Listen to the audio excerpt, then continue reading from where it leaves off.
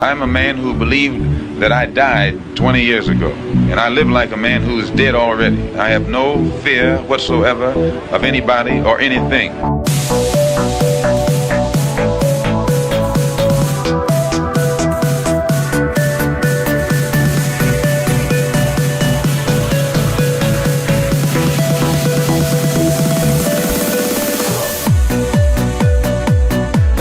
Gary Webb. I am an investigative journalist, and in 1996, I wrote a series of stories entitled Dark Alliance, which was about CIA involvement in drug trafficking.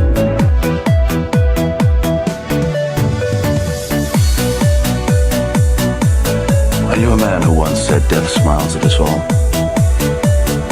All a man can do is smile back. We've opened Skull and Bone, the secret society. It's so secret we can't talk about it. What does that mean for America? The conspiracy theorists are going to go I'm on. sure they are. I don't know. I haven't seen the red Number 322.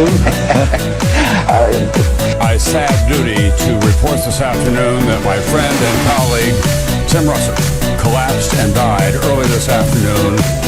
I may die in this cell tonight or in the arena tomorrow. I am a slave. What possible difference can I make?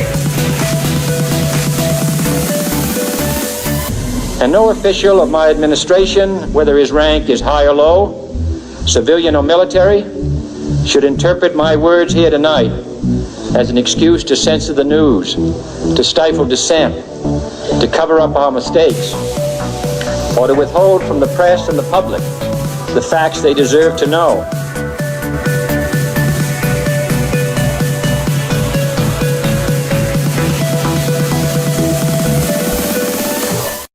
What the fuck is up? Welcome to Already Dead. This is Jose Galison. We are joined again, as always, by our illustrious co-host, Austin Picard. What is up, my friend? Another day, another weird week. What a time to be alive, my friend. Yeah. Although it feels like not a lot's changed, but a lot has happened at the same time, if that makes sense. Right. Because I think we were talking about Bluebeam last week, weren't we, on Tuesday? Yeah, definitely. But here we are, Bluebeam. They're still dragging this out. I'm thinking it may just have crescendoed at just kind of at a regulation grab, but who knows? How you been doing this week, bud? Oh man, well, I'm basically climbing out of this dark pit of despair following the episode that I just released, which really was one that I will say I was eager to put behind me. Right, like it was one of those where. Like I like to say that the Dutroux network reading through that dossier, the X dossier, like that's probably the most shocking thing that I've ever read, I would think. But my read through I've had to stop multiple times on the show. Or just be like, I'll just be like, I'm not saying that. We'll just skim it a little. It gets so dark, man. Like I just don't want to. This just kind of it had that same quality to it. You know, it was very, very dark. As far as Hosanna was concerned, and then the bridge transition to Delphi I just thought was perfect because it mirrored that first initial crime scene from the original season of True Detective that I just thought was so fascinating, and then beyond that, right? Like the facts, then the details within that case. Go ahead. When did the Delphi murders happen, though? When was the True Detective? February 13th, 2017, the day before Valentine's Day, and their bodies were found on Valentine's Day. So 2017, and when was True Detective made? Because it does feel like inspirations, but True Detective came out in like 2000. Like I'm trying to remember now when the first season dropped, but I watched it when it first came out. It was like 2009, 2010, maybe. Yeah, it seemed like it preceded it. Something like that. But anyway,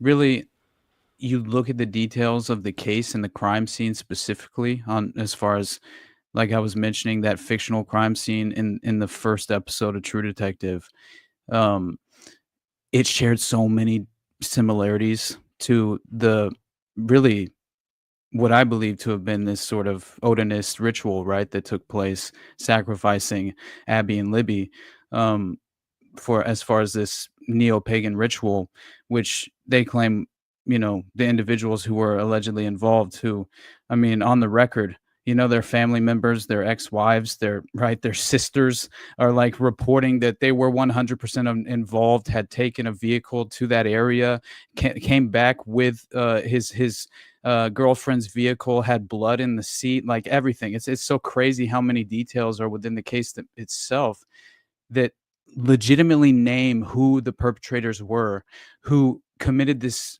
blood sacrifice the night of February 13th, 2017.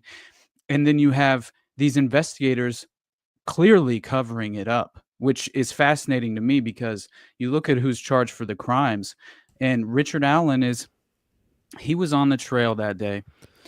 And yeah, I don't mean to cut you off. yeah, We've had some people complain, but one thing when I was listening to it, you kept mentioning this construct almost throughout on the Delphi, that there was a central command of some sort, and it sounded like this organizational structure in certain scenarios, like I guess what they're considering these Delphi murders, where it seemed like a federal task force of some point that's essentially certain people at local, federal, all different levels working together. But then it made me think of like, oh, from a conspiratorial like mindset, it's like, oh, what a perfect little way to control things, because it's like you can kind of have your people at every level in any place, and like, oh, this person's part of the task force, oh, the task force, or whatever the fucking given thing you call it, the central command or whatever, or unified command or whatever. It's like, at least I don't know. I mean, I don't know if you looked into that much of like what that was, but that did sound to me like almost like they deputize an old boys network essentially. Is so that's how they're kind of able to. Not that I mean, obviously the idea that Odinism is some conspiratorial thing and that like it's at like higher levels, but I'm like, I don't fucking know. It also makes me question to what extent like the religious theory of these fucking lizard people. Because if you think about what Odinism is, or just like if you understand Norse mythology and what Odin represents, it makes sense you could make a sacrifice type religion around it. Because that's kind of, it's the same idea as like sacrificing to Moloch or some shit. So it's I don't know, is that all that matters to be the central part of it? Is that is it like more from one thing? I mean, I had a fucking William Ramsey on the show recently. We talked about Aleister Crowley, and it's kind of that same idea of like the workings of the magic, and it's like, I don't know, maybe it has the same elements. Is that all that matters? Is like, does the form of whether it's Odinism or whether it's worshiping Moloch, does it really make a difference? Are you doing the same thing, or is it just but for different crowds essentially? I don't know. Right. Like, what are we seeing here? It's kind of hard. I mean, something is afoot in the Delphi murders, because you're like, oh, absolutely. It's fucking, I mean, wild.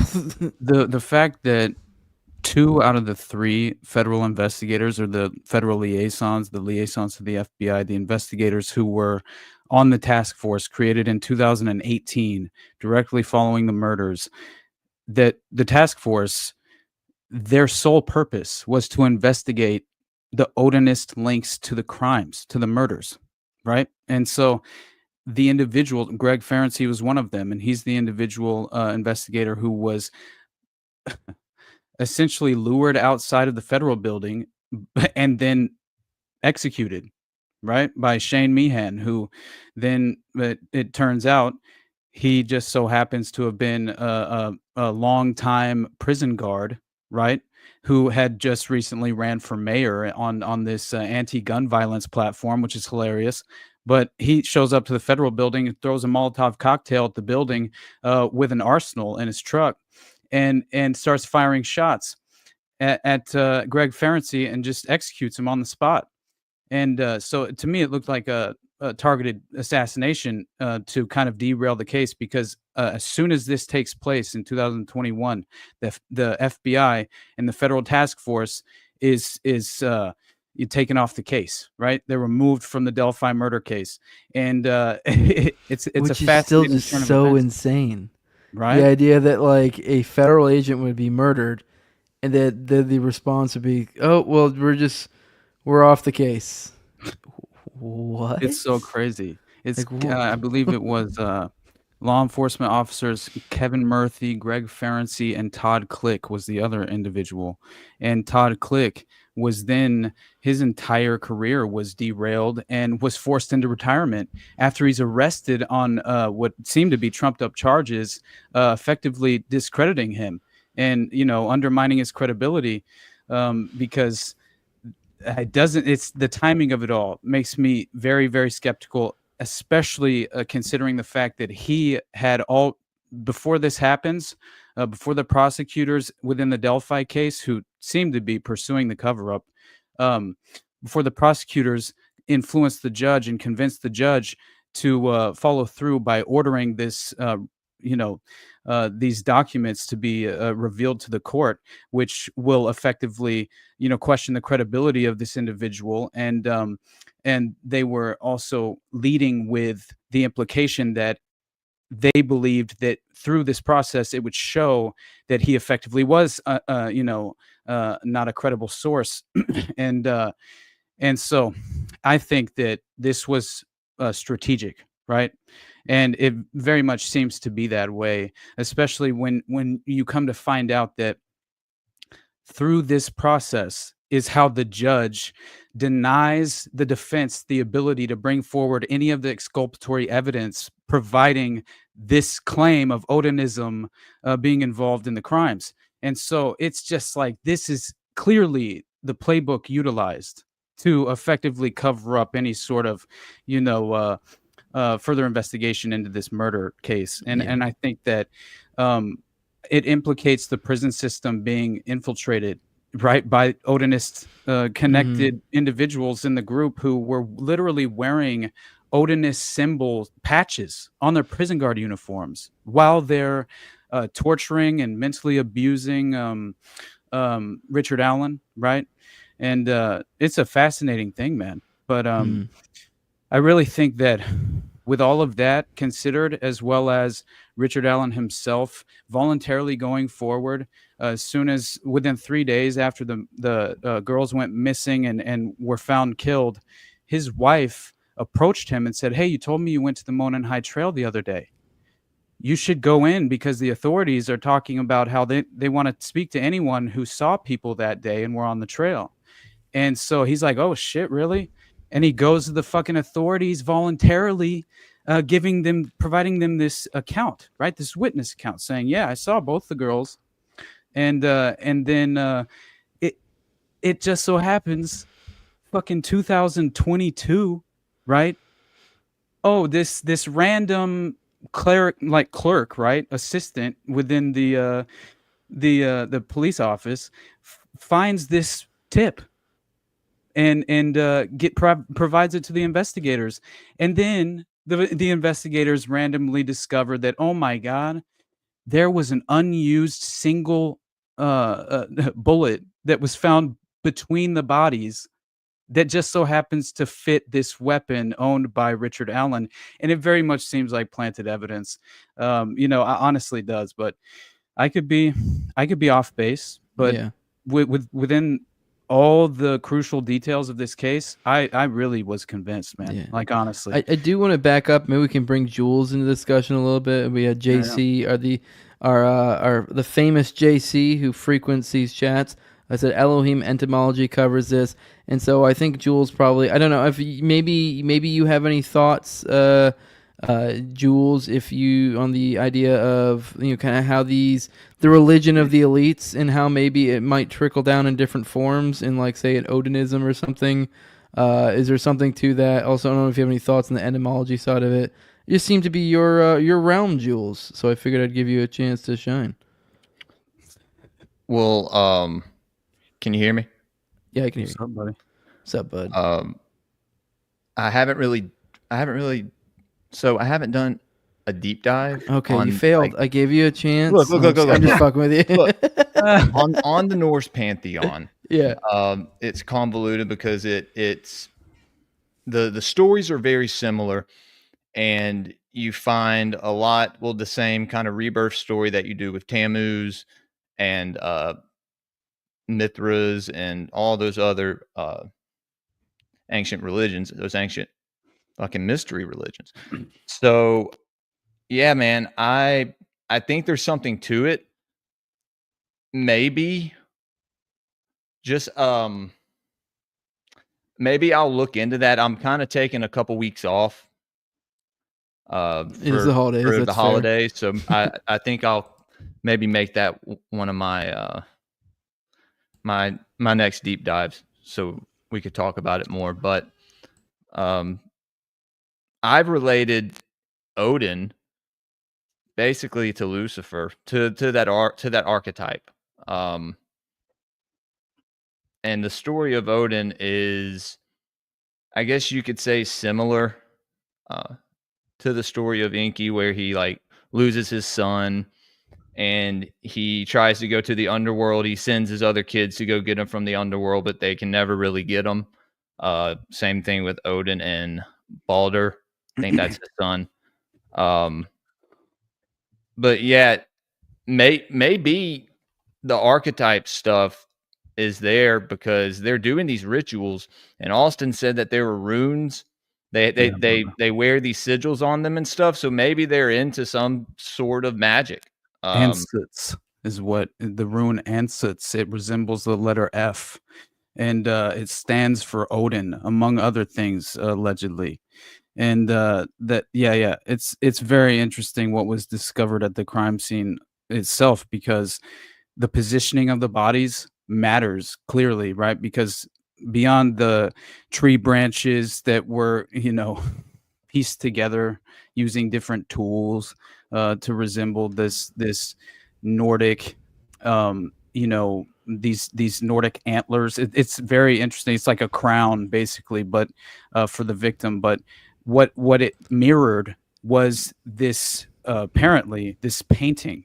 It echoed this painting titled "Odin Hanging from World Tree," and the evidence of this painting basically provides this dark demonic component to Odinism, and that was what was put forward by the defense in this case.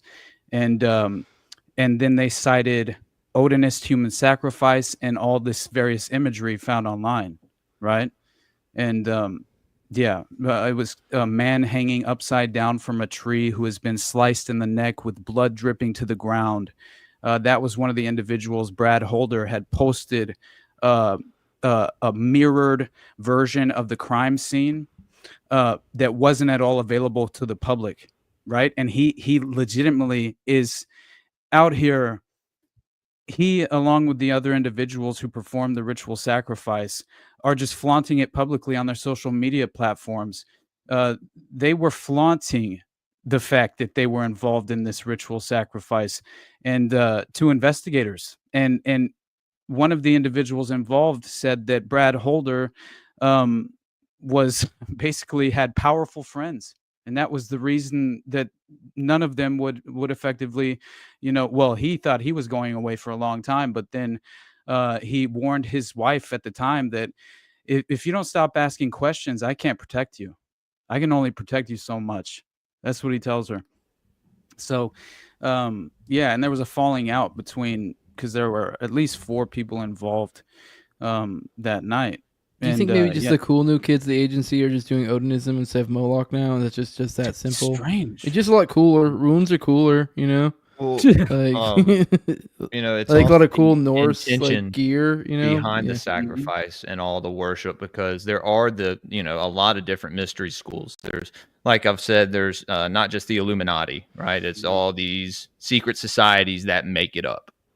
So you're going to have your different cults and the different deities that they worship. So No doubt, man. But yeah, they all refer to each other as brothers, and that this was a sort of like a sacred bond that they were forming through this sacrifice, and that it's essentially how a lot of these different networks and organizations function, where they, we're all guilty of this now. So we all have this common bond, right? Where we would like to keep this secret, right? And clearly remain in this clandestine lifestyle. This is the way we have to function. And it's just providing, some sort of blackmail opportunity if anybody ever does step out of line, right? As well. So, it's a way to insulate yourself from any sort of real authoritative accountability.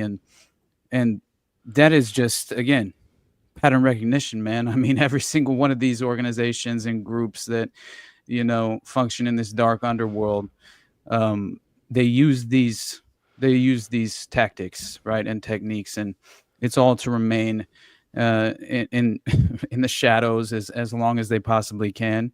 And then when the time comes where maybe they're overexposed, right? Well, somebody's going to have to hang from the noose. Somebody's going to have to be sacrificed to maintain this covert lifestyle. And I think that's where a lot of these false narratives are generated around these organizations, because it's a way to throw us off the scent. It's a way to kind of, again, remain hidden from the public. And yeah, I'm convinced at this point there's so many more than we can even than clearly we're aware of, but it's almost impossible to even comprehend, right? Especially the level of depravity and the degradation is just at an all-time high. We were talking about just before this about fucking was his name Rex? I forget. Huerman, I believe. He's the guy in the Long Island serial killer case, and how they he's the guy, I believe, got convicted for another fucking death or something like that, another woman.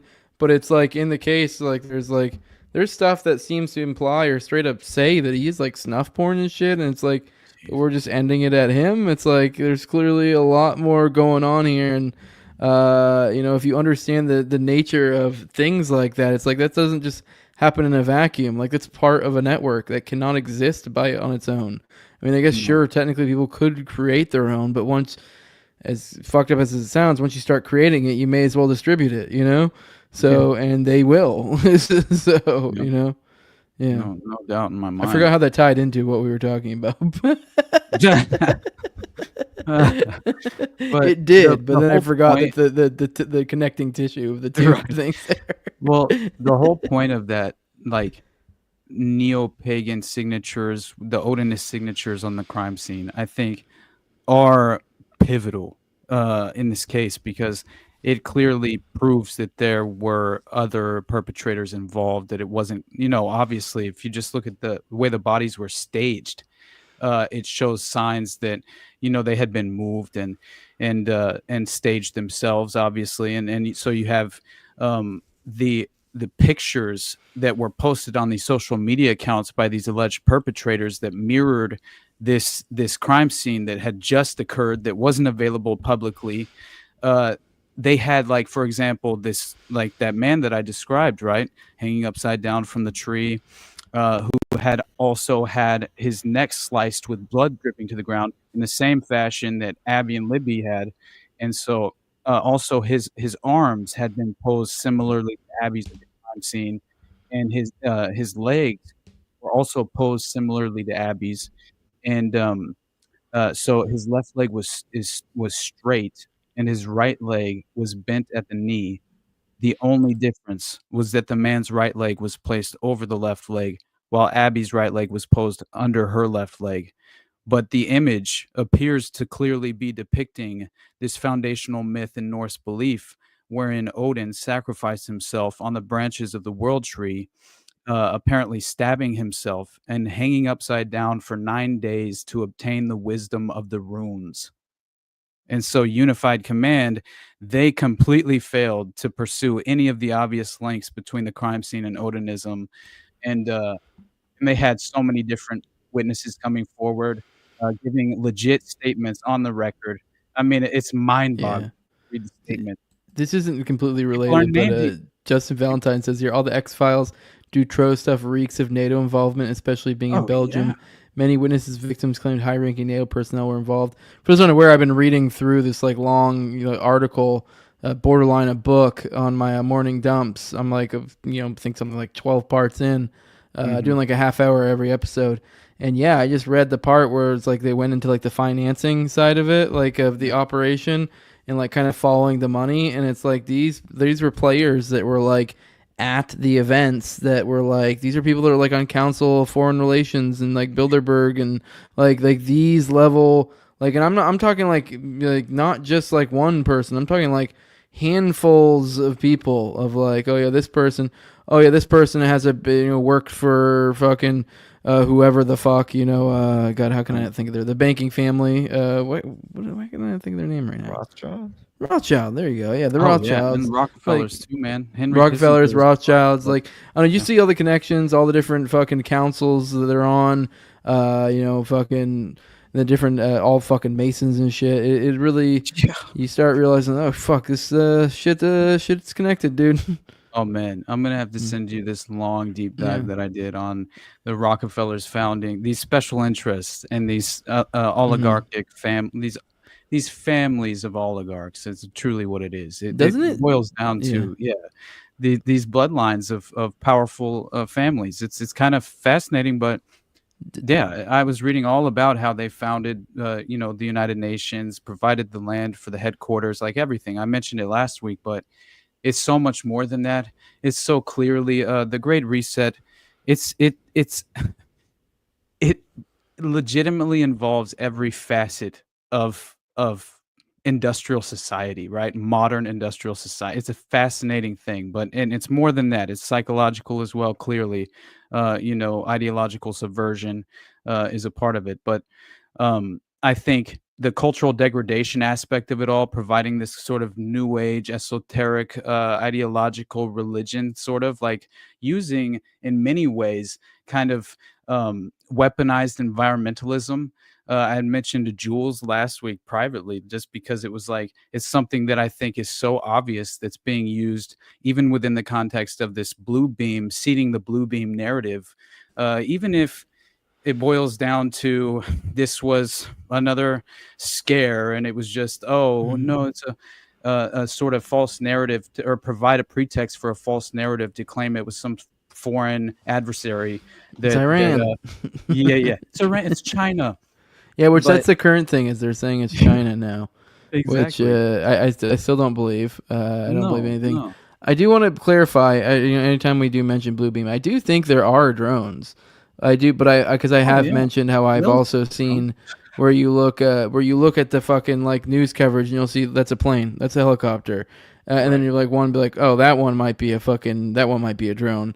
So I do think they're drones, but I do think to some extent the op is that like when this is being reported, it's sensationalized, and like it may be like some drones here, but that's not like sexy for photos. You're like, roll that beautiful fucking UFO footage, and then it's like, okay, well, there's a plane, there's a helicopter, there's this. You see spy drones from China are likely cause of unexplained havoc, wreaking havoc over or unexplained aircraft wreaking havoc over U.S.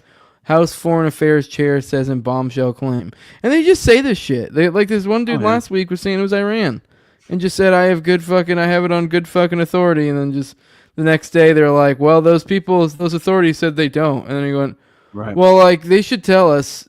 Dude, you just said it was Iran, you stupid fuck. Right. So here they are saying it's China. So take it for what it's worth. Right. But it honestly does remind me of the War of the Worlds broadcast, right? Because that was proven to be early psychological warfare research at the Rockefeller Foundation, funded entirely by the Rockefeller Foundation. It was Nelson Rockefeller who had funded the project at Princeton University. It was all about studying the psychological consequences and the aftermath. It was the invasion from Mars, a study in the psychology of panic, right? Pointing to the death of basic information on its formation and operation. Like it's entirely a psychological operation in its foundation. Blue beam, more like Jew scheme. Good one, Eddie. Dude. That's a good one. I had to say it. That is great. We got Trump parroting it now. I don't know if you saw he was, which I mean, to be fair, I think he's just thinking what everyone else is thinking. It's just like if you want to bring that up, Jules, I shared that in the chat. We can watch. It's a quick little clip of Trump reacting to it in a I don't know what it was, but some sort of interview, I'm assuming. He reacted to it just kind of like an every guy, just kind of like they need to all right, here we go. Go ahead and bring that up. The government knows what is happening. our military knows where they took off from. It's a garage, they can go right into that garage. They know where it came from and where it went.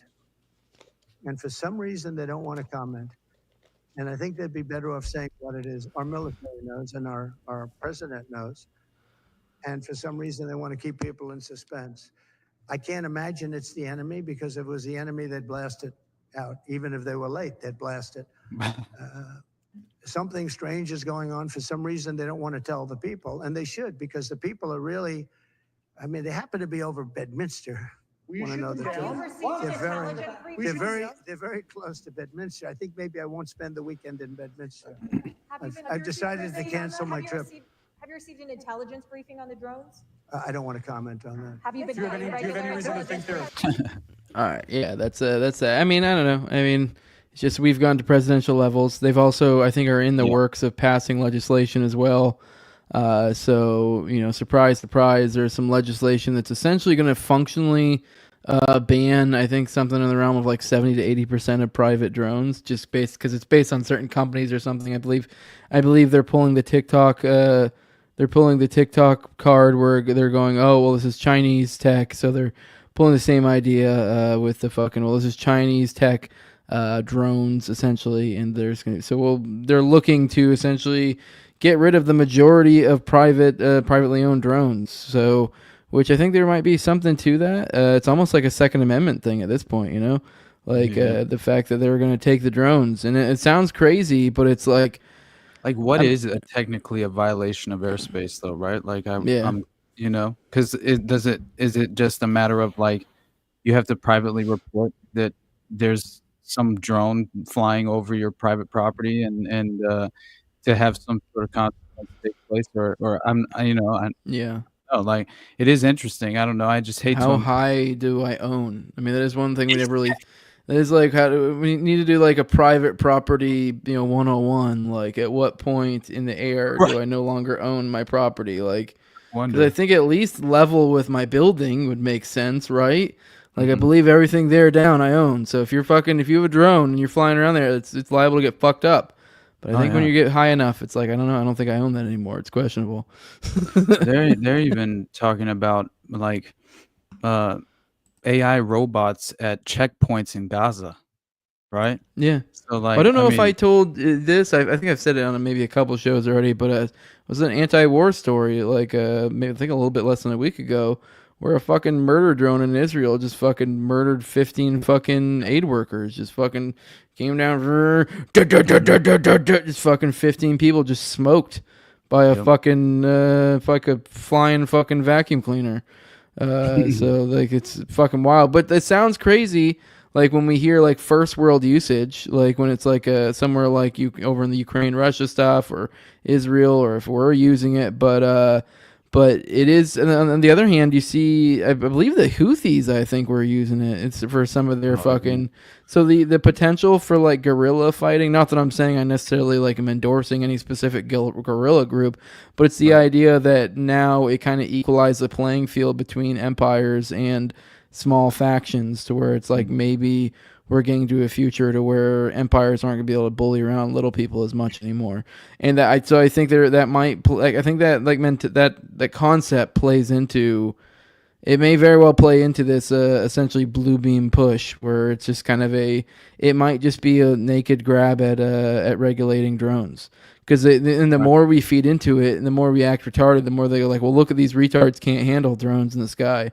You're like, well, congrats. Now you've just like fucking neutered yourself for any sort of like civilian defense. So not that like we couldn't throw them together, but you've like once you've already functionally like banned 80%, now you've just like set a precedent to like just ban and further. It's already like allowed the encroachment essentially. Right. Yeah. Oh yeah. But I mean, you saw that basically this overthrow of Assad has kind of like really emboldened Israel even more, and you see like you saw them like Netanyahu just said he just threatened Iran again and said that a regime change will happen sooner than people think. Right. And that was basically, I think it was a Middle Eastern Eye. Fucking article, Netanyahu man. had a meeting with Trump to talk about how he can achieve victory in Iran recently. Dave DeCamp wrote a piece on it. So yeah. There you go. There you go. Yeah, and it was in a video statement that Netanyahu had made toward Iranians, and he's clearly threatening. Basically, he says, he's appearing to like warn that Israel, after killing several members of Hezbollah's leadership, is now looking to target the Iranian government. So yeah, it's clearly an escalation as far as like more, goals of regime change, obviously, right? That's obviously what's happening, because I think like the goal of Syria itself, like there were negotiations behind the scenes with Assad that basically said, shut down the Iranian weapons shipments to Hezbollah through Syria, and we won't fuck you up. and that he refused or rejected that, the negotiation tactic, and now he's chilling in Russia as a result. Yeah, you see what happened, right? Yeah. So and then you also see they're escalating everywhere.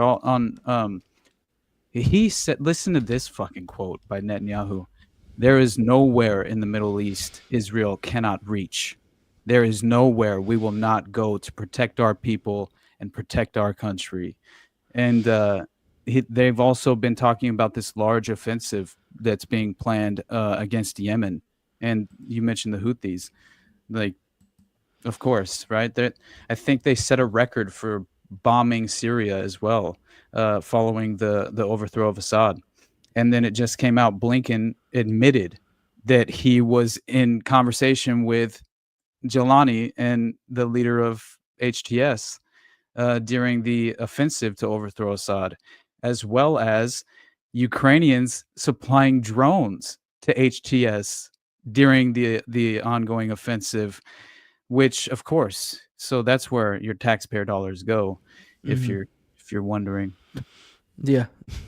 If you're wondering, because it's another fucking a fun little factoid. I believe it was 0.6%. I believe I might have to look up that number in my phone later, or enter war. It was less than 1% of the casualties by a recent tally, and it was some, I don't remember who, some counter, specifically in October, during 1 month period. It was less than 1% of the casualties in Gaza were actually enemy combatants. So that's which that's not out of character for them. They've said multiple times that like they have literally made statements saying that if there was one Hamas, whatever, any sort of combatant, that like there could be 100 people in the building and they'd still say, Right. say fucking send the bomb.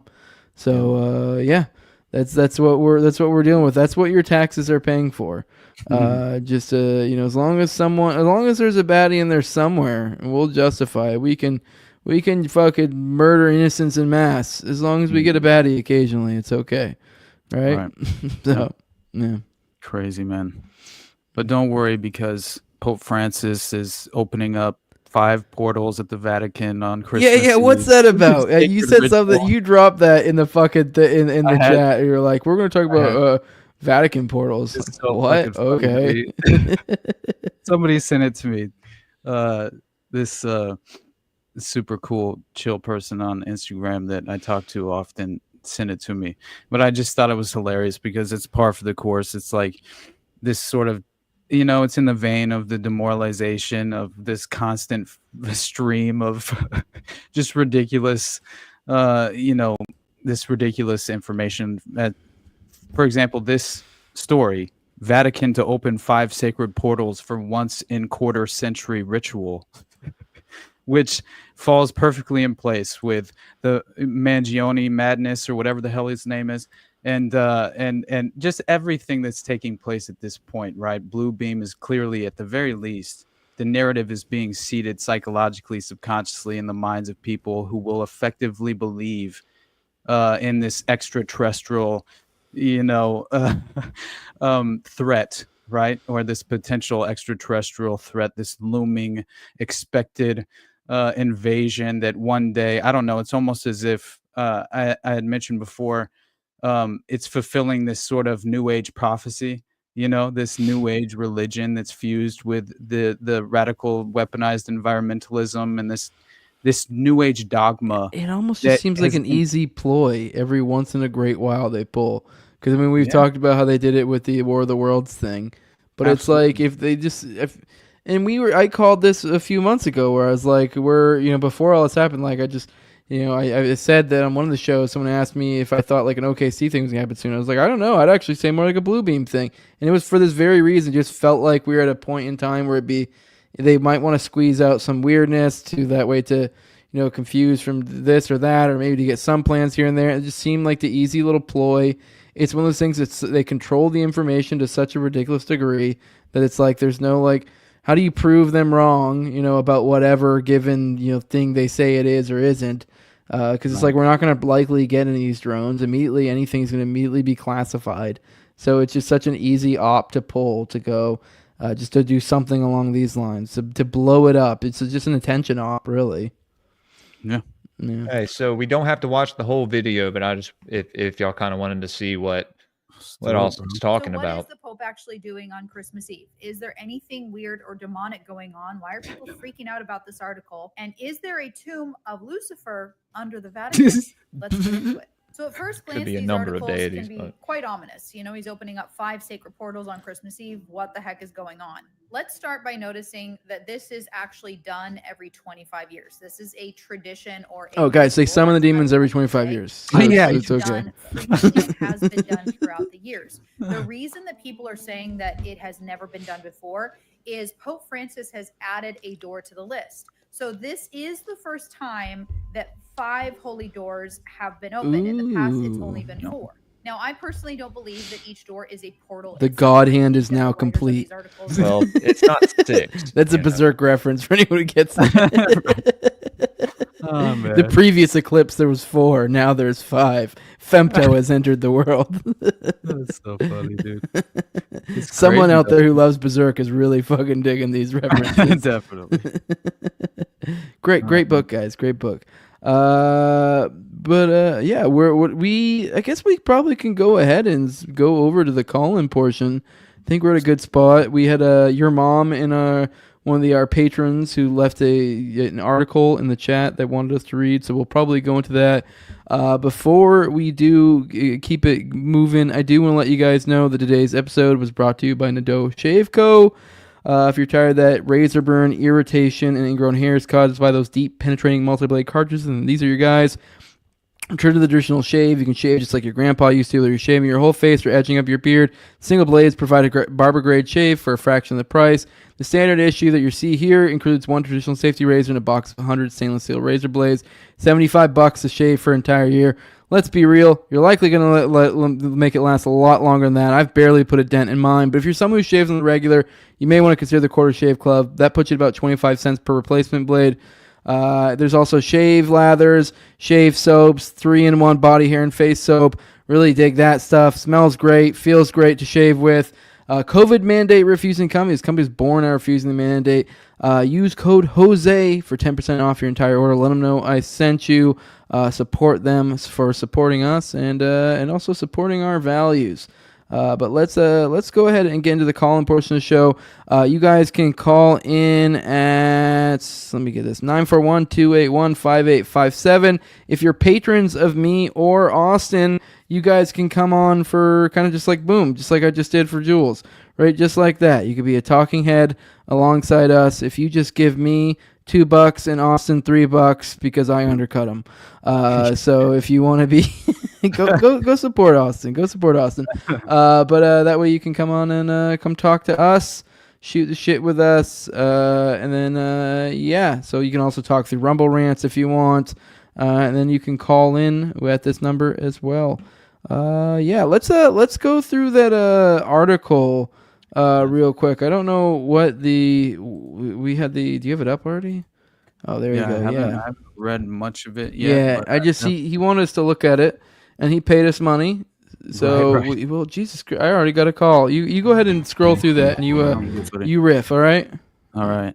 So this article is headlined, cops find 12 kilos of fentanyl near Bronx daycare centers.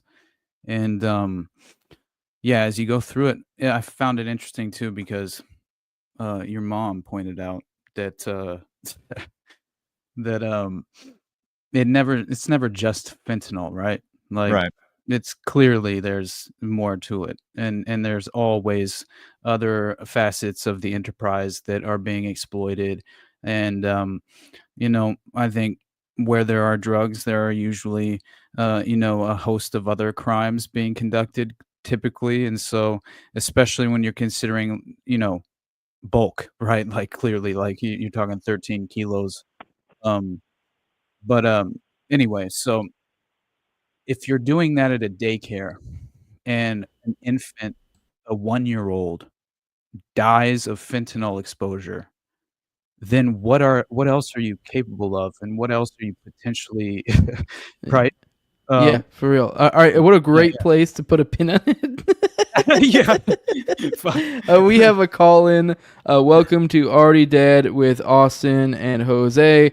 What is up? Who are you? What you want? About the whole Ohio connection with all the Epstein and the Hosanna Church and Wexner for Alston. And Jules maybe too. He might know some about the symbolism, I guess. Okay. So just the Ohio connection. I saw some chatter in the chat about the Ohio connection. Just the simple fact that it happened in Ohio. I don't know if you have any more information. Austin can't. He can hear you, but he can't talk back with the current setup we have. So if there's anything you want to let us know, sorry, go ahead.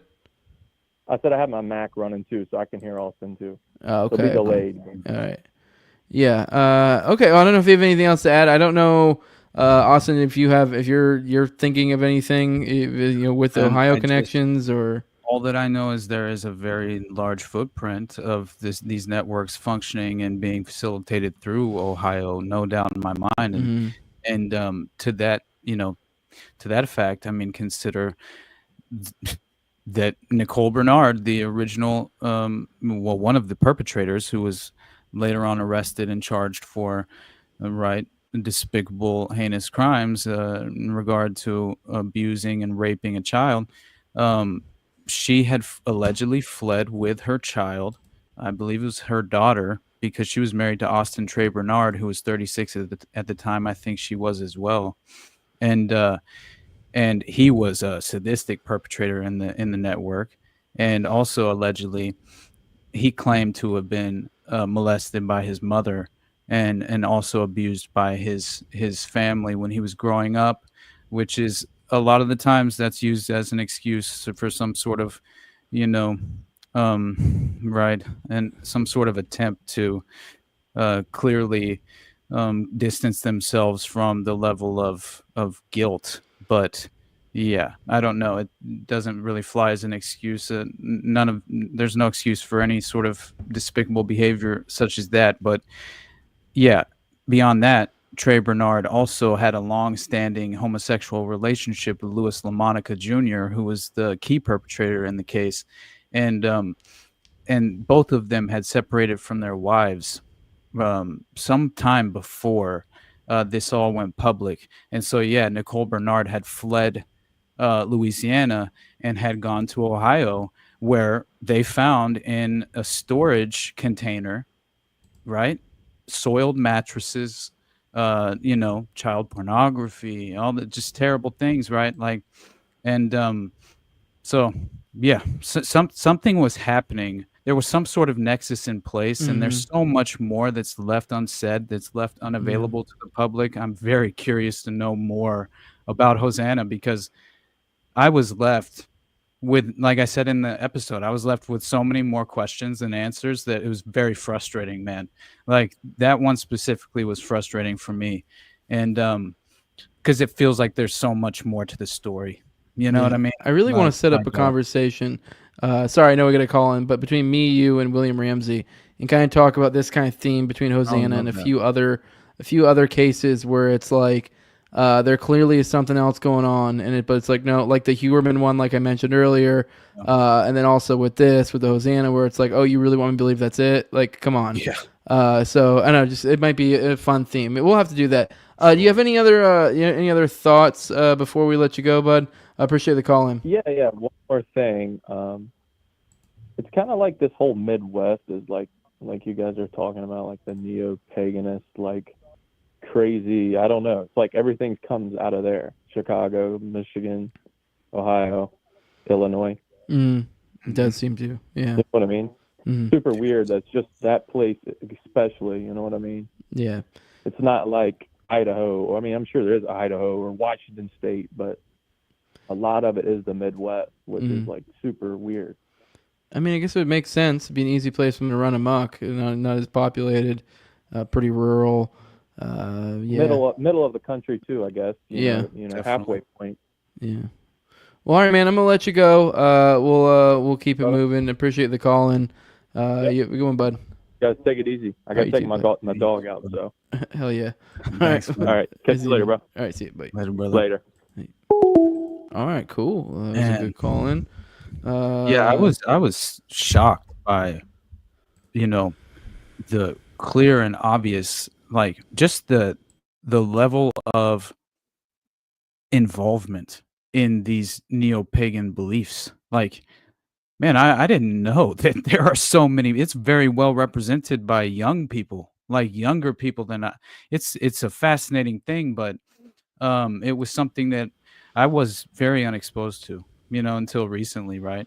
And so it kind of shook me to my core a little bit, but it started to make a lot more sense as far as why all of this symbology is involved with all these sacred teachings, right? Like what's considered to be sacred teachings, right? Like the hidden knowledge, that's clearly, you have these gatekeepers involved because there are strong beliefs that there is some sort of power within, this way of life, right? And I think that is so important just to at least acknowledge. You know what I mean? And I'm just at a point where I'm doing my very best to try and conceptualize it, understand it as much as I can. But yeah, it's very well represented all over the country, right? Yeah. And not just in this nation, right? But in many different walks of life. Like this specific, the Vinlanders, very much of like this sort of white nationalist, theme involved with, apparently. I think it was, I forget which of the girls' moms was apparently the alleged, right? Like basically the motivation, the alleged motive behind the deaths or the ritual sacrifice was that one of the girls' mothers were fraternizing with a man outside of her race. And there clearly was more to it because Delphi has the occult connotations as well. The oracle at Delphi and everything that I had mentioned last week, I think plays a part, as well as the timing of it. Valentine's Day. I don't know. There's something involved because in investigating the ultimate evil and the process church, the timing of these sacrifices matter, right? And I think the location does as well, right? And that was very obvious in the ultimate evil because they had chosen that nightclub because of the name of the nightclub. It had occult connotations. Like it's fascinating stuff, but everything, it's by design, man. Like it's just, I don't think a lot of this is a lot of people like to dismiss things by, convenient circumstance, right? But hey, back to kids on fentanyl. yeah. I skimmed that real quick, and honestly, I think this is a non-story. Is it really? I looked at it real quick while you were talking there, and if you look at it, it's saying that they found 12 kilograms of fentanyl inside a Bronx apartment building in the Belmont section that houses multiple daycare centers. So it's not actually in the daycare centers. It's in a like a housing facility that has multiple houses and stuff, and some of which run daycares out of them. They're saying this ridiculous stuff that like that have around kids. And then you mentioned the 1-year-old. If I scroll down, The incident happened less than 2 miles from a 2023 incident on Morris Avenue where 1-year-old Nicholas Dominici died from fentanyl exposure. So they're tying the two together because 2 miles away from here, in 2023, that some kid died from fentanyl exposure at a daycare center. So that's how they're tying it together. That because there's daycares near this where this fentanyl was found, and a year ago a kid died of fentanyl at a daycare center. It's a very, very tenuous connection at best. But I don't know. As much as it would be fun that there's something juicy here, I immediately think they're stretching the truth to make it sound, their headline sound a little juicier than it is. Right. You know, Definitely.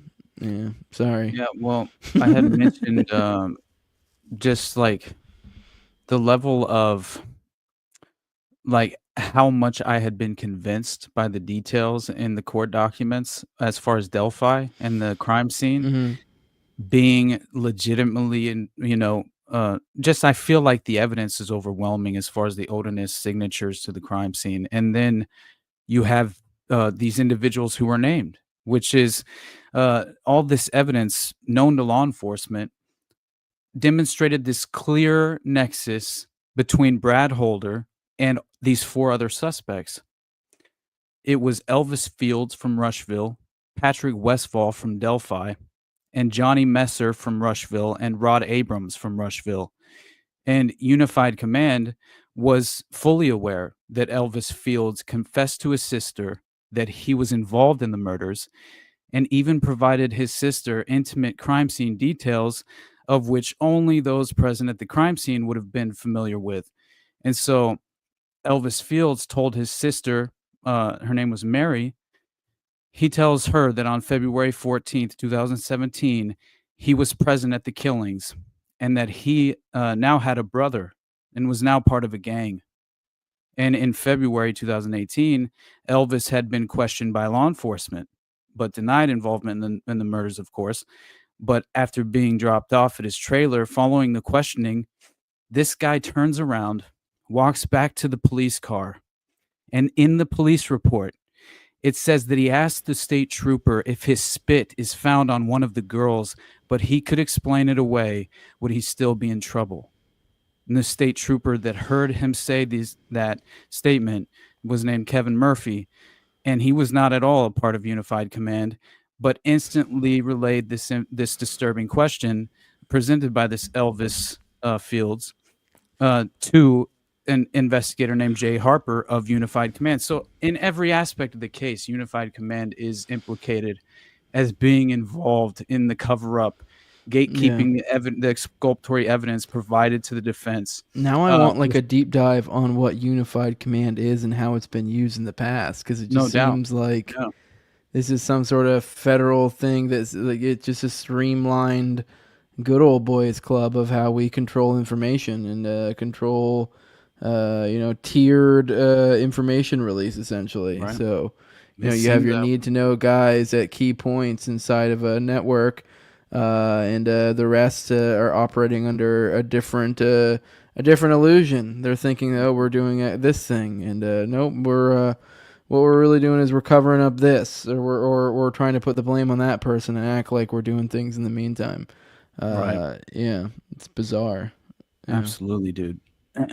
And I had I'm gonna have to put Country Walk, that scandal, into one of my future episodes. I think it'll probably be. Oh yeah, you need to tell me about that. What the fuck is that?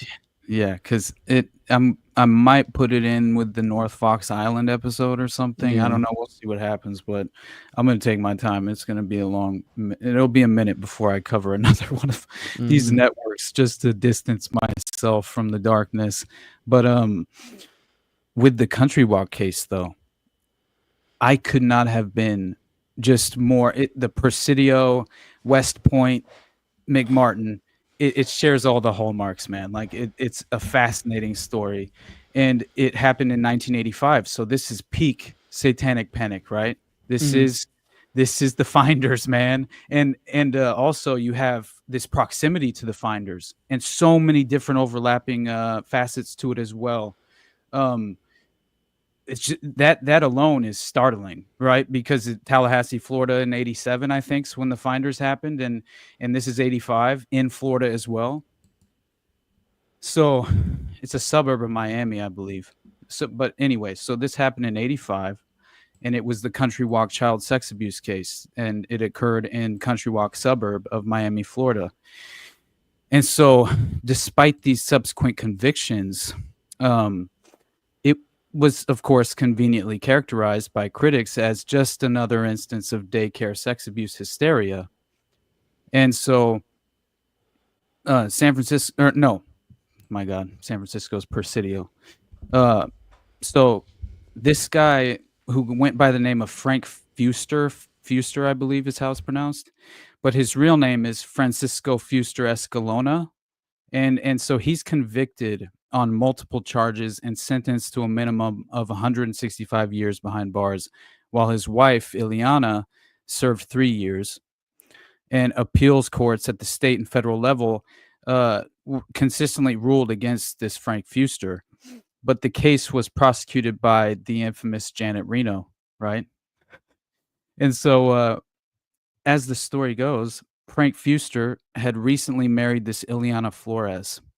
They owned the Country Walk babysitting service, even though Frank had already been convicted for the 1969 manslaughter of Jack Eisenbeck, and had also been shot in the head in 1980, which family members had claimed changed his personality. But it also seems like it was sort of like a vigilante crime, right? Where they were attempting to take this individual out because of potentially crimes he had committed in the past.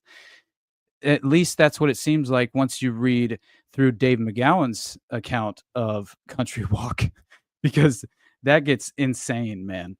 And so McGowan, he wrote about that in, I think it was part 5 of the Pedocracy, where he talks about how this guy who had shot so on August 8th, 1984, this guy named Bobby Dean, he stands on the front lawn of the Fuster home in the Country Walk housing development.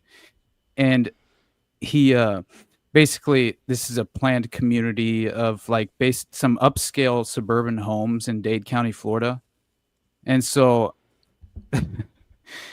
on this day, Dean had a loaded gun in his waistband, and he fully intended to use it against Frank Fuster. And so I guess he was there to finish the job that somebody else had intended to perform in 1980 when they shot him in the side of the head, December 18th. And so on this day, an unidentified assailant had confronted Francisco Fuster Escalona, Frank Fuster, at his place of business and shot him once in the side of the head. And so Fuster survived the attack, which he explained to the police as a botched robbery, but the officers thought it looked much more like an attempted execution. And so Dean didn't get the chance to make another attempt. And apparently police were on the scene in short order and arrested him. And so Fuster himself surrenders to police 2 days later in response to the issuance of an arrest warrant.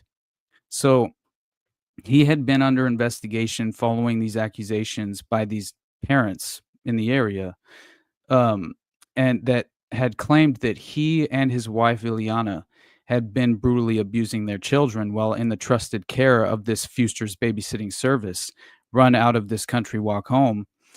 And so Fuster, he has a lot of, according to McGowan, he has rather questionable qualifications to run a daycare center. And he explains that on January 16th, 1969, Fuster pumped 2 shots into the heart of a fellow motorist in New York City, explaining the manslaughter charge. And so this off-duty police officer was, curiously enough, an eyewitness to the summary at the to the summary execution. I'm sorry. And even more curiously, Fuster chambered another round and pointed his gun directly at the armed officer. But yet the armed officer didn't react to that, other than arresting him, right? Like typically you would imagine that an individual who points a loaded gun at an officer would be shot, you would think. But anyway, not the point. So on Halloween Day, an occult holiday, he's sentenced to 10 years in prison.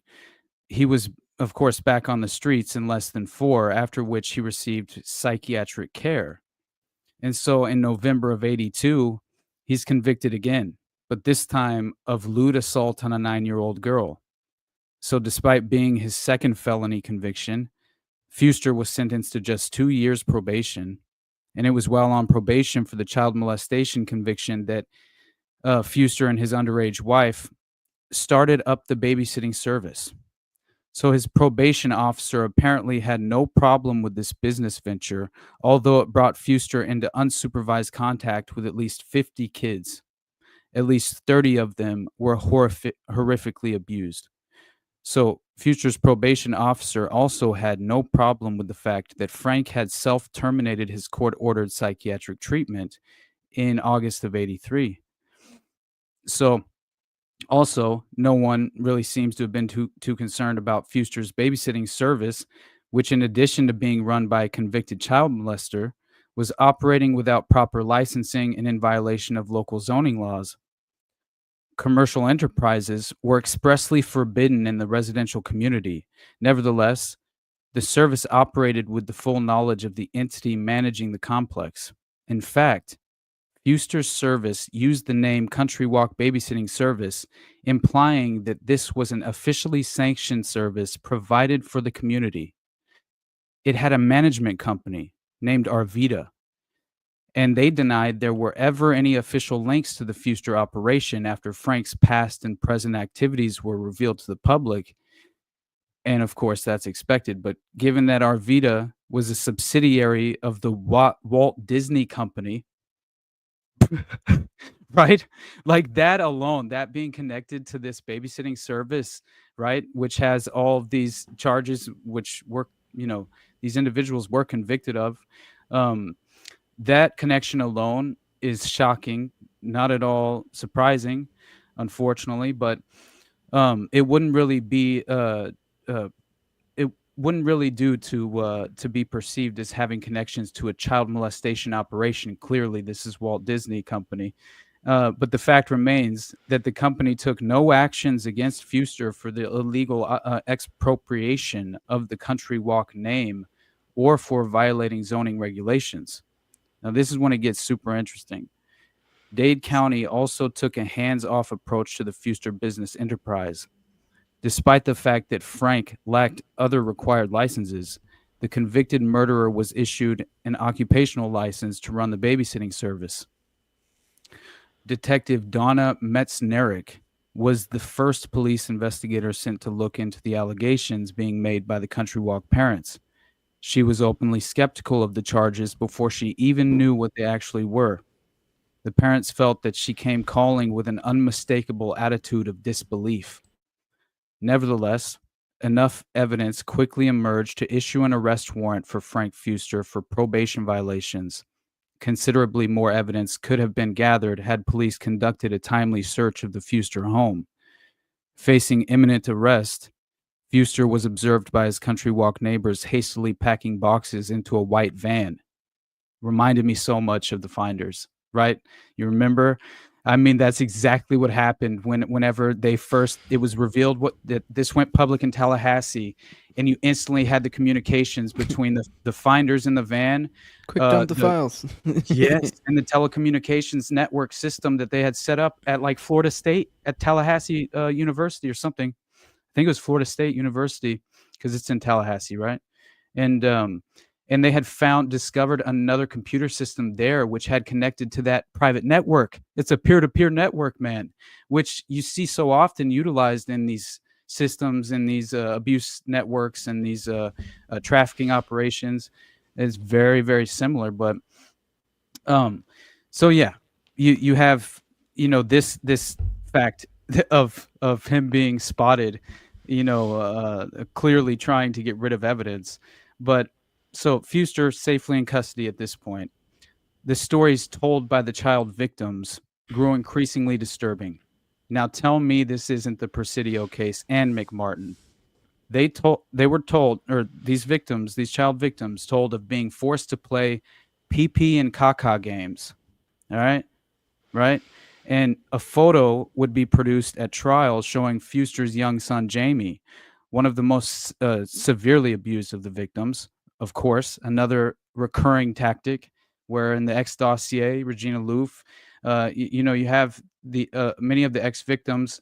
It was what her grandparents or her grandma was the key perpetrator who had wrangled her into the network and had essentially exploited her by using her as a you know a way to procure additional victims into the network, and so she would get little friends from school to come home, and then they're now abused in the network. It's a terrible thing, but and she claimed that through the altered personalities that she had been, had successfully, they had constructed this DID, dissociative identity disorder, and she had constructed these alters, and that through these alters, she had, like, I forget how many different identities that she, personalities, and she claimed she was entirely separated in her personalities for the person who went out in public, who went and attended school, was someone who wasn't actually at home, or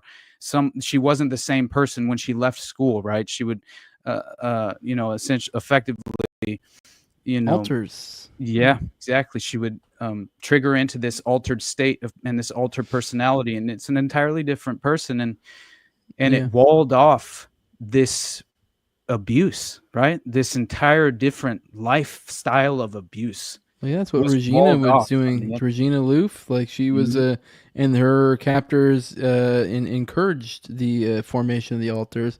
She had alters that was the innocent little girl that never had anything awful happen to her. She had an alter she referred to as, like, the whore.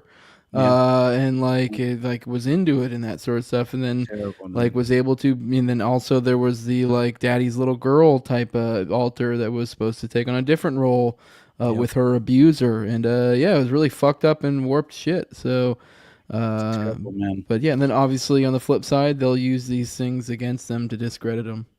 Yeah. And Fuster's son Jamie, I mean, like I said, one of the most severely abused, and as far as the victims are concerned, sitting in a bathroom smeared thickly with excrement. Again, another calling card of this style of abuse, right? Where you have in Hosanna, you have all these excrement everywhere, and in Dutroux as well, which is crazy to me, but it continues to reappear and resurface in these various networks, as well as Paul Bonacci claiming within the Franklin network. And so I just think when you have the bestiality aspect of it and the excrement, it's like this additional level of despicable degrading tactics that it's just like something that you can't wrap your mind around it unless you're a psychopath, I think. In the Dutroux, I forget which one. I want to say it was like X3 maybe, but I might be wrong. One of the ones was one of the earlier ones. Was making the claims that there was like a castle at one point, essentially, that they went, and it was like there was literally decomposing bodies, kids in cages that were starving to like just all different, refuse everywhere, just like literally like, oh, there's an arm. Oh, there's a disemboweled dog. There's a baby with no head. Like just crazy shit. So yeah, that was there's something to, which that's like the Aleister Crowley thing. If you understand, like the whole idea was to be the antithesis of good, and it's like to be that is to reach a level of depravity, and that includes, doing all the awful acts and also, living, like, engaging in filth in every way, which is gross. But I mean, that's what sickos are about, I guess. 100%. Yeah. And of course, the children also claim they're told of being forced to drink magic punch, right? So they're being drugged. And then it's later revealed by Fuster's wife that this was a mixture of Gatorade, urine, and various drugs, right?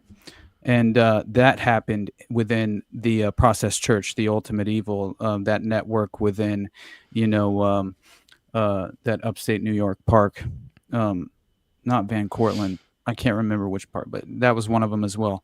But anyway, it would be revealed at trial that a close friend of the Fuster family, of course, owned a pharmacy, which reminded me of the Order of the Solar Temple, because the same thing was connected to them getting all of the drugs for the Max Exodus, right, to the planet Sirius. You know what I mean?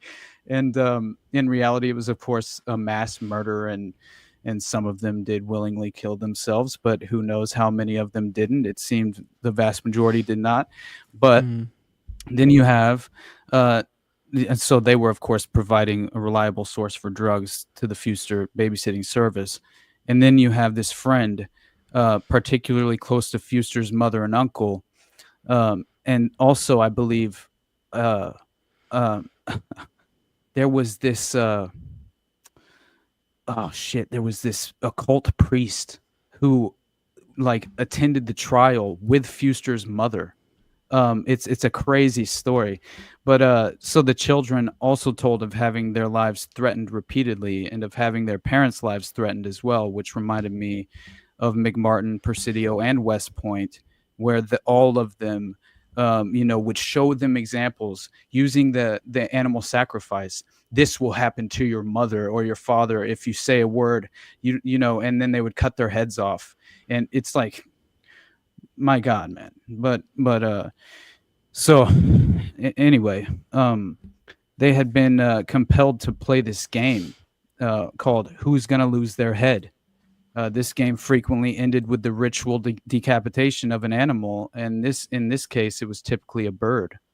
But finally, and inevitably, perhaps the children claimed that they were frequently photographed and videotaped while being sexually abused during occult rituals. So Fuster claimed to have never owned any video equipment, and none was found in the belated search of the Fuster home. But Jamie Fuster, the child victim, though he recalled seeing video equipment as well as guns being packed into the boxes being loaded into the van just before Fuster's arrest. Some investigators have speculated that Fuster was in the business of producing custom, made-to-order child pornography videos. He certainly lived quite well for a self-employed mini-blind installer. He had no problem coming up with the down payment for his country walk home. Wasn't Dutro an electrician? Yeah. And then he had no multiple properties. I know, right? Yeah. He had no fewer than 6 bank accounts. Dutro. I mean, he was in the habit of making lump sum deposits of as much as $20,000. God, man. And Fuster apparently liked to screen home videos for the kids as well. Sounds like some sort of conditioning, some sort of psychological control tactics, one of which was said to be a snuff film that the children described, man, as depicting 2 men butchering a woman in a bathtub and then eating her. Some of the kids also, strangely enough, spoke of being hypnotized by Ileana Fuster, the wife, who they said wore a hypnotizer on a chain around her neck. Which very much, I just had flashes of Lilith and Michael Aquino, right? And I'll just never forget that explanation from that child victim in the Presidio case, man. But and they had that strange technique that they would utilize while abusing their victims, where they would reverse gender roles in their clothing, and while they were perpetrating, while they were engaged in the abuse, it was like a confusion tactic. I don't know, it's befuddle their sense of identity. Yeah It's amazing though, but that so many of these overlapping threads and reappearing signatures are it's just insane. But I did want to back. I mean, I don't know if you have anything else you want to touch on that. Well, but I wanted to get to this last go part for it. because I think it'll blow your freaking mind. Okay, go for it. I had a question about talking about Hosanna, but go ahead. Cool.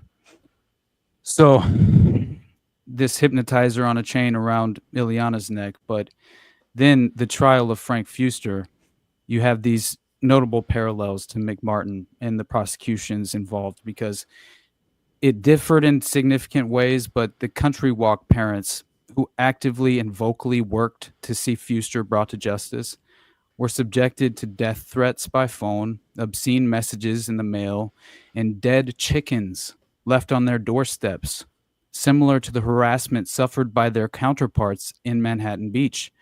The same thing was reported by the parents in the McMartin case.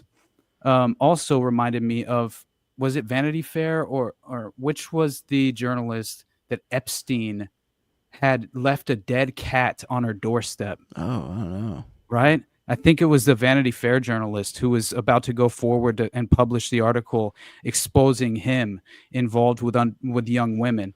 And it was one of the initial, one of those first moments. It might have even been before the Black Book, Nick Bryan, I think it was. It was one of the original moments of Epstein being exposed. But I remember that being a part of it. And now it I feel like it makes a lot more sense, right, in hindsight. But anyway, so man, they're clearly, the parents were being threatened, but like in McMartin, the primary defense strategy was to bring in this hired gun expert of questionable qualifications to attempt to discredit the children's testimony. And so the children had been brainwashed by the overzealous therapists, it was claimed, just like the False Memory Syndrome Foundation and what they, their imprint on all of these various cases. That is the goal that they always tend to, attempt to achieve. And so as these villainous therapists were crucified as being the true guilty parties in what was clearly a witch hunt, by the way, I encourage everyone to go read the witch hunt narrative and go listen to Nick Bryant's episode with the author of that book, because he's a professor at Brown, I think, too. He's a fascinating guy. It's coming from someone who is very much, considered to be a credible source, right? And not at all involved in kind of mainstream media, as far as like, he doesn't strike me as like someone to be skeptical of, because he's one of those intellectuals who's very careful, right? And hedges their bets consistently and won't speculate, which, I get it. There's a place for that. But anyway, so the man originally scheduled to play the starring role for the defense was none other than Ralph Underwager of the False Memory Syndrome Foundation, original founder, right? And at the time, a prominent mouthpiece for a group calling itself Vocal Victims of Child Abuse Laws. So as the name implies, this group was largely composed of indicted and or convicted pedophiles. And Underwager had been present at the birth of the organization. So the defense suffered a bit of a setback, though, when Underwager's credentials as an expert in the field of child development were revealed as being non-existent at a pretrial deposition. So he was quietly dropped by the defense and replaced with Lee Stewart Coleman, who also had close ties to the same exact organization, Vocal. And so Coleman had played a key role in the unsuccessful prosecution of the defendants in one of the McMartin-linked preschools. And Coleman did not succeed in his mission in the Country Walk case, however. But Fuster was found guilty on all 14 counts. And one reason for this is that the children were protected from the abusive pretrial treatment afforded the McMartin kids. The police and prosecutors, with some notable exceptions, seem to have actually made an effort to win the case, according to McGowan. So why was this prosecution not subverted, as so many others were? That is difficult to say, though the answer may lie in the makeup of the parents seeking justice for their children. Among them were a police sergeant, a police lieutenant, 2 former state prosecutors, a former chief assistant state attorney, and a gun-toting vigilante named Bobby Dean, who shot the dude in the side of the head, right? And so in the end, Frank Fuster, the man who appeared at his pretrial hearing in what was described as a catatonic trance, was sentenced to be imprisoned until the year 2150. That instantly, I just thought, Patsy, larger network implicated clearly, not saying he doesn't deserve to be convicted and, clearly in prison. Worse than that, most likely, but obviously there's more here, right? Patsy in the way that Dutroux was a patsy, and it's exactly, man. Yeah, it's like I'm not saying. I mean, yeah, throw him away, throw him in a cage and throw away the key too. But there's a whole fucking horde more people who deserve that and more. So no doubt, and so not even the Santeria priest who attended the trial with Fuster's mother and uncle had the power to save him. And so there are clear occult connections there. And so Arvida, that company connected to Walt Disney, paid $6 million to 7 of his victims. So even so, justice was not necessarily served. According to the victims, at least 2 other adults were involved in the abuse. The state knew the identity of at least one of them, but he was never charged with any crimes. Had he been, there's no telling where the investigation might have led, because his wife had once run a babysitting service. With the heightened awareness of child abuse engendered by the high-profile Fuster case, then these apparently a number of other cases emerged in the Miami area, and one of them. So in one, police inadvertently stumbled upon a collection of hundreds of photos of a convicted child pornographer engaged in sexual acts with young boys and promptly arrested the man. 2 days after his release on bond, he was found in a Miami hotel room with a bullet hole in his head. His death was conveniently ruled a suicide, and this timely suicide preempted an investigation that could have, it seems reasonable to conclude, led to the elementary school that was directly across from his home studio. Another case that broke in the wake of Country Walk was that of Harold Grant Snowden, whose wife also had run a babysitting service. Dozens of kids had passed through her care over the course of a decade. It took 2 trials, but Snowden was ultimately convicted. And in 1983, he had been named the South Miami Police Department's Officer of the Year. That was one I had never heard about. And another one that's going to make the list is the Snowden case. But stepping up to handle the appeal of his conviction was F. Lee Bailey, who in the late 1960s had represented a U.S. Air Force captain in South Carolina who was also accused of child molestation involving multiple victims.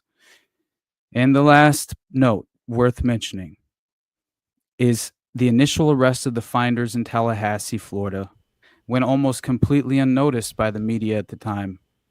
So too did another arrest in that same state in August of 2000. The arrested man was Wayne Kamali, and the charge was operating an online child pornography site. The Los Angeles Times reported that the West Palm Beach home in which Kamali was arrested, not unlike the finder's van, which, by the way, isn't that where Diddy and Epstein lived as well? I think so, yeah. Was filled with so much rotting garbage, trash, cat feces, that the agents had to borrow oxygen masks and hazardous materials suits from the county fire department to carry out the search. Seized in the raid were numerous videotapes and a computer. The most significant aspect of the arrest is that it was initiated by police investigating Belgium's most notorious pedophile murder case. It seems that Kamali had close connections to Felix de Koninck. Felix de Koninck, a suspect in the kidnapping and molestation of a 14-year-old girl, and de Koninck, in turn, had links to the Beast of Belgium, Marc Dutroux. So the Brief Times report closed by stating that U.S. officials couldn't elaborate on the connection between de Koninck and Dutroux, but said they were part of the same child pornography, molestation, and murder investigation. It is unlikely that the press will ever revisit the case of Wayne Kamali. Tellingly, the LA Times article has disappeared from the newspaper's online archives, as with so many other cases. Because that goes right to the tippy top.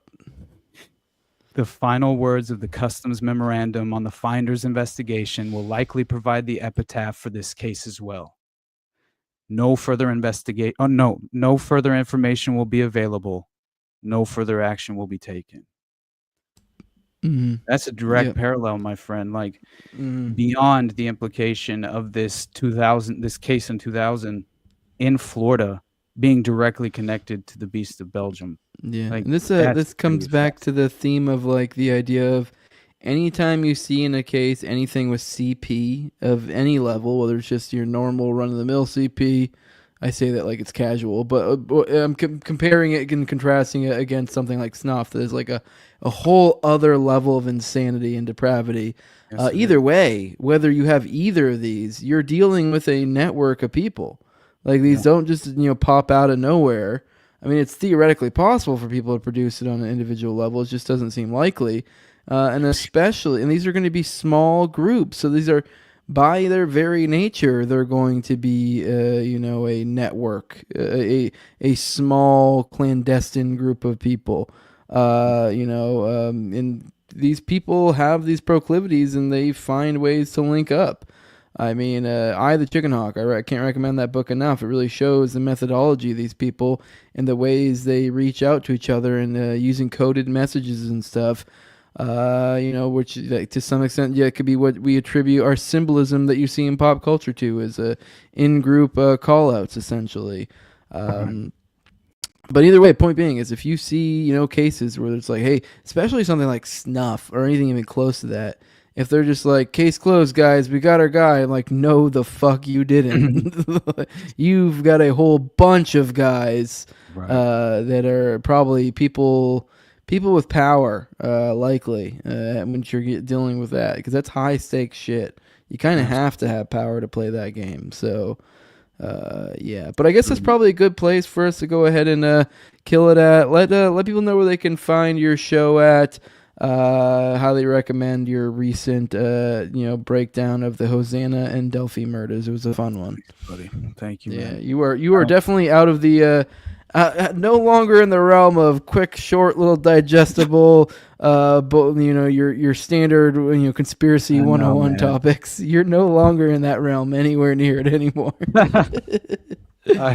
I am very proud of the Delphi portion because it's so current, right? Like it's just it's a relevant case, and I think that there's too much evidence. It's overwhelming, and yeah, I encourage everyone to look deeper into that as well.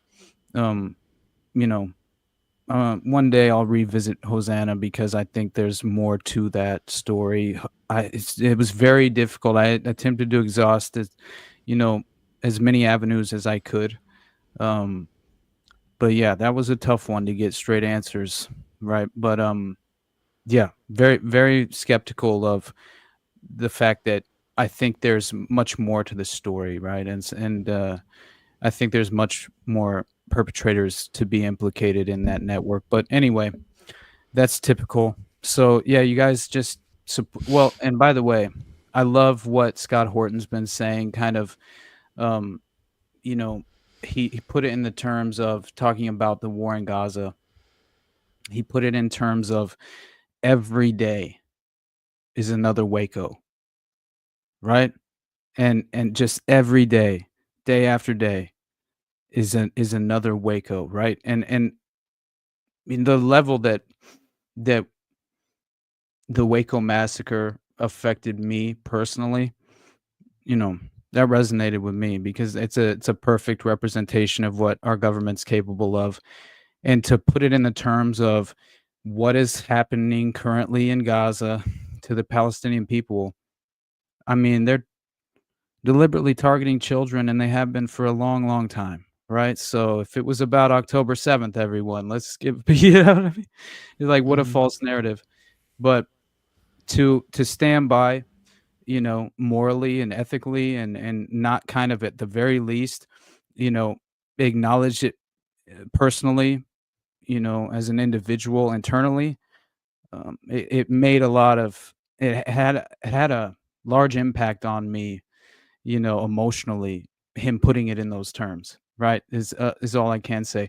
But anyway, not trying to leave on a super negative note, but it is sad what's happening at this moment in the Middle East, right? Everywhere at this point. It seems to be escalating more and more. But yeah, so you guys just check out my most recent episode. I'm going to try and pivot away from the real darkness for a few Bullshit. episodes. You say that every fucking episode. All right, guys. He's gonna pretend to fucking stay away from dark shit, and I'm doing Wow, dark man. shit. Oh, guys, I did it again. I'm telling you, man. You can't keep Like- doing this cycle. Just accept it. You do dark shit. It is what it is. Right. Fucking be like Batman. Just be dark and brooding. It is what it is. So That's great. Yeah. No, but I got nothing but love for everyone who engages with my content. It means the world to me, honestly. And yeah, thank God I have an outlet now. I can, I felt like this. It was hilarious because when I got the episode published finally, I was like, thank God I have Already Dead, so I can kind of explain this a little bit as far as certain aspects of it. If anybody does have questions, call in, man. Write it down if you're in the middle of listening to my episode, that way in passing you don't forget it. And there's so many excruciating details in these stories, like it's impossible to remember it all. But anyway, yeah, that's another way that we can utilize this platform, is to kind of like follow up questions on any of this content. But yeah, follow the Underclass podcast, listen to the most recent episodes, share it if you can. And I know it's a really dark one, but I'll try and be more sensitive when it comes to the graphic explanation of some of the abuse. That was the hardest part with Hosanna this week, but that was why I was very much looking forward to putting it in the rearview mirror. But so yeah, I appreciate that. Hearing the accounts of specific examples is pretty fucking hard to deal with. If It's it's just hard. like in broad strokes, if you're just telling me like, oh, kids got abused or this or that, like I can like kind of like, just take that as information and just not really think about it. But when you give me specific examples of things that happen, I'm like, oh my fuck, it's like I don't want to hear the specifics. I just Exactly. that's where it gets me. Well, I appreciate everyone who showed up. I see Arcane in the chat saying with digits to hide your number. Hey, I'm pretty good about making sure I don't show off the number if you're trying to, but we're finishing up anyways now. Maybe next time. Anyways, yeah. I do have I'm going to be doing another morning dump on Thursday and I think Friday as well, so pop in for those. Those are usually about 10 Eastern, and we just kind of go through whatever the thing of the day is, or maybe sometimes old stuff as well. Also, I have coming up here soon behind the paywall on Thursday, I'll be interviewing one of the filmmakers of Jones Plantation, but we're kind of talking about some conspiracy related stuff that got rescheduled from last week. He had some last minute stuff come up, but if you want to get that early stuff, you can get that over at patreon.com. Just No Way Jose 2020. The lowest level is $2. That gives you that early content. It also allows you to be a talking head alongside me and Austin on these Already Deads. And at the highest levels, my sponsors, I read them off every episode. I have my co-host on Tower Gang at Tower Gang Toad. I have at Abrogate D's at ZOVERACK at _ Zeal. Jacob Daniel, the Biblical Anarchy podcast. You can follow him at Biblical Anarchy. Then Tim Tuttle at Jolly on Klebold. And then Will Bell is Delicious Blueberry Rabbit Eye Wine. The big fan of the show at Real Josh Elliott. And then Torrin May. Really appreciate you guys supporting me so I can do what I do. Make sure to like, share, subscribe, comment, all that good stuff. Like. I mean, if you're watching the stream, just like. It takes you no time at all. Another thing that doesn't really take a lot of time is put a 5-star review on whatever your pod catcher is that you use, especially Spotify or iTunes. That helps out a lot. Support us. Support what you want to see in the world. So Shout out Grey Pill. Huh? Shout out Grey Pill. Oh yeah, Grey Pill too. Yeah. And Raid Child just got here late. What's up, Raid Child? What's up, fellas? Just finished a new Underclass pod episode. That Delphi shit is crazy. It is for sure, guys. Go check it out. We even got your mom, the person who hangs out in the backstage for some reason, instead of actually talking to us. He says, "Love you guys. Great show. I love you too, your mom. Love you too, your mom. I do love my mom. All right, guys. Peace, y'all. Stay right out there. All right, see you guys. Pop back in next Tuesday at 9:30. Talk to us. We love you guys. Bye.